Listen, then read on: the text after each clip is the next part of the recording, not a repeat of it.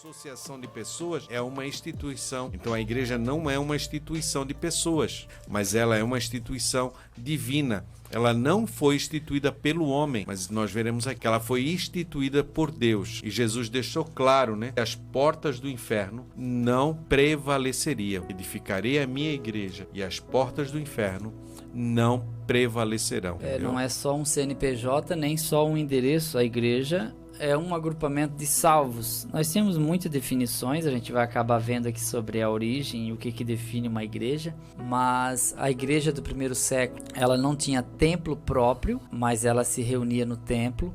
A gente vê isso em Atos 2:46. Todos os dias eles se reuniam no templo, e também Atos 3:1, que Pedro e João subiam ao templo para orar. E quando eles estavam afastados do templo, o caminho era a sinagoga, porque a igreja ela está crescendo dentro do judaísmo, na cultura judaica, e se desvencilhando aos poucos. A gente vê que muitas pregações foram feitas no pátio do templo, tanto por Jesus quanto pelos apóstolos. Então a igreja usava o templo, sim, tá bom? E Paulo usava também a sinagoga. Atos 19:8, entrando na sinagoga, falou ousadamente por espaço de 3 meses. Ele vai onde as pessoas estão. Então hoje tem os grupos que dizem que não há necessidade de uma igreja para reunir, mas a igreja do Novo Testamento usava sim o templo. Depois, de alguns anos depois, foram construídas igrejas para que o povo se reunisse. É muito importante nós considerarmos isso, a questão que está na Bíblia aqui. Perseverar unânimes todos os dias no templo. Atos 2:46. E 3 ali, 1 de Atos, e Pedro e João subiam juntos ao templo. Isso aqui é só 2 exemplos, são vários. Tem no capítulo 5 também, sobre o templo. Então é importante a gente estar no templo para adorar a Deus. Embora a igreja somos nós, e que Jesus vem buscar pessoas e não construção. A construção é um lugar sagrado para a gente se reunir, mas não é o lugar que faz o crente, o crente que faz o lugar. Então a gente não vai ser mais crente por causa de uma denominação e nem menos crente por causa de outra. A gente é alguma coisa pela escolha divina, pela prática da palavra de Deus e a nossa vida em santidade. É bom a gente lembrar disso, É um conjunto, na verdade, não é uma coisa separada da outra.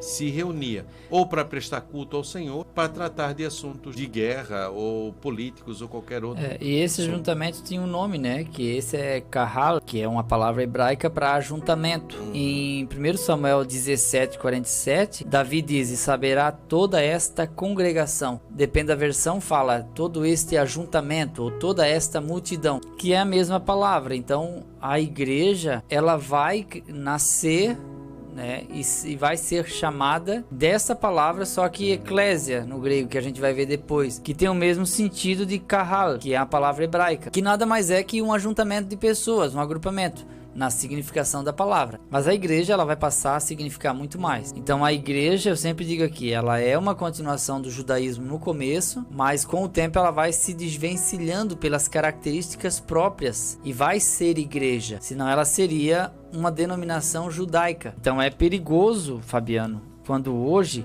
em especial líderes, colocam muitos elementos judaicos na igreja. A gente tem uma admiração pelo judaísmo, a gente tem uma admiração pelo Israel atual, ou pelo Israel bíblico, é um fundamento da fé cristã, porque Jesus é judeu, mas a gente precisa entender que a igreja, ela cresce no judaísmo, mas ela não é o judaísmo, ela é independente, ela tem vida própria. Jesus diz: edificarei a minha igreja. Então ela tem característica do judaísmo, sim. A igreja do primeiro século usou o templo, usou a sinagoga, usou o átrio dos judeus, átrio dos gentios para celebrações, para cultos. Ela adotou o sistema de obreiros como havia já na sinagoga, os elementos do culto. Paulo diz: quando vos reunir, ali acho que é 14 1 Coríntios, um tem salmo, outro tem doutrina, os elementos da sinagoga, ler salmos, cantar salmos, ler textos da Torá, são elementos da igreja que foram extraídos do judaísmo, só que foram agregados outros elementos como língua,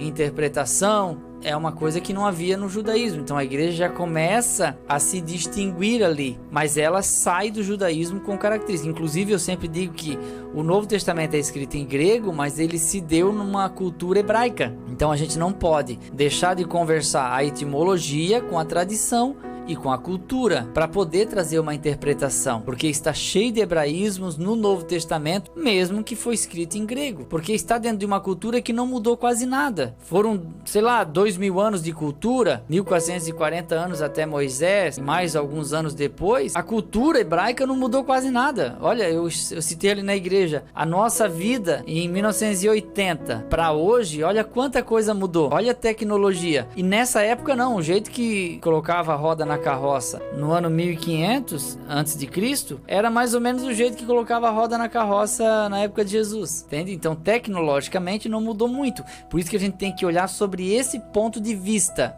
a cultura, a tradição, o idioma, para que a gente entenda a Bíblia como um todo. A igreja é eclésia, ela é eclésia, mas ela é Kahal no Antigo Testamento, que é essa congregação, esse ajuntamento. Isso aqui é a origem. Então, um povo que nega a sua origem, o seu passado, não terá um futuro. Quando a gente fala da igreja, a gente tem que falar de onde ela se originou. As promessas feitas a Abraão. Jesus vem da descendência de Davi.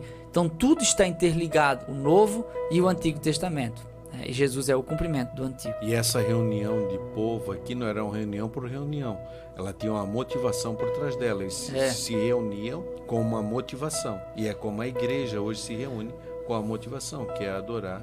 Isso. E aprender. É a união dos salvos, regenerados, arrependidos e transformados pela palavra de Deus, que se reúnem em torno de um Deus para adorá-lo. E essa seria a definição prática da igreja hoje.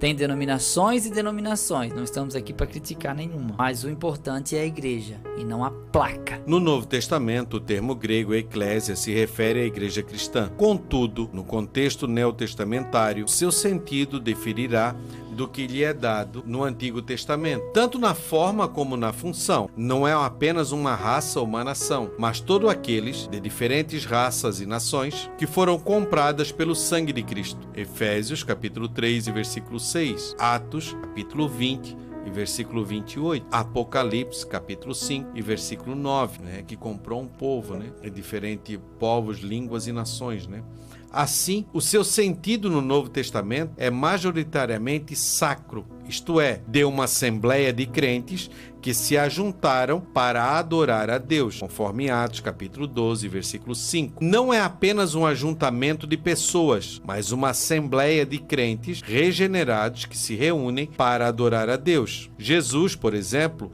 usou o termo eclésia com o sentido exclusivo, povo adquirido pelo seu sangue, Mateus capítulo 16 e versículo 18. Dessa forma, o uso paulino de eclésia na sua epístola designa sempre a comunidade dos salvos. Assim vemos Paulo saudando a igreja, 1 Coríntios capítulo 1, versículo 2, ensinando nas igrejas, 1 Coríntios capítulo 7, versículo 17, disciplinando o uso dos dons na adoração da igreja, 1 Coríntios capítulo 14, versículos 4 e 5.